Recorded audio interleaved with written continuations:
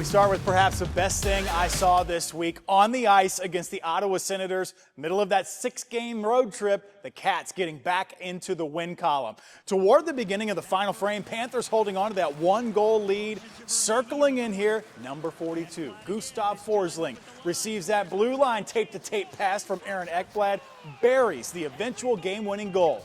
That was the defenseman's second goal of the 25 campaign, powering the Cats to a 3-2 win on the road. After the game, in a clip provided by the Florida Panthers, hear from Forsey about the moment. I'm trying to shoot as hard as I can, and hopefully it goes in. So that's what I did, playing with so many skilled players out there, so they make it easy. All right, some promising scenes from morning skates and team practices this week. Let's talk about it. Brad Marchand, Matthew Tkachuk, back on the ice taking part in team activities.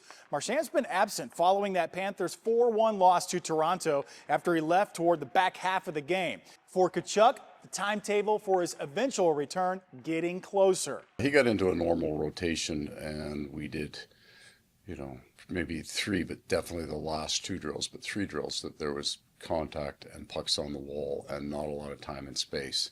And that timing part is the thing that you just can't, even in practice, you can't quite replicate it. It's as close as we can get to it. Look at this. At the Hockey Hall of Fame in Toronto, members of the organization donated a 2025 championship ring set to be displayed among the greatest champions in hockey.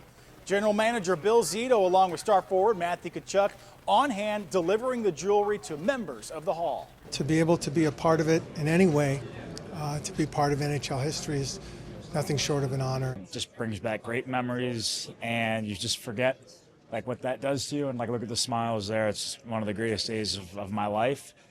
Again. What is your take on the current state of the Florida Panthers as we're getting closer and closer to that Olympic break right now and still trying to stay in that playoff hunt?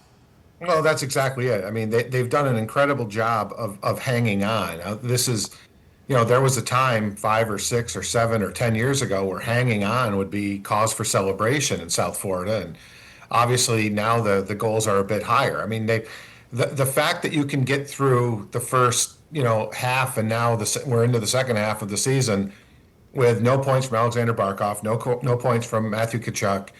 You haven't had Dmitry Kulikov. You've missed so many key guys. Thomas Nosek was so good in the playoff run last year. You haven't had him all year. The fact that they're still in the race is really, it's admirable. Hey, take a look at this, a Hershey Bear tradition, quite literally. The team posted this video to X January 4th. Defenseman Louis Beldepio netted the opening goal, and with that, the floodgates open and stuffed toys onto the ice. More than 80,000 stuffed animals collected.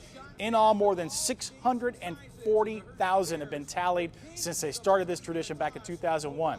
Team says the toys are then handed out to more than 60 charities in the area as part of the club's Hershey Bears Cares program.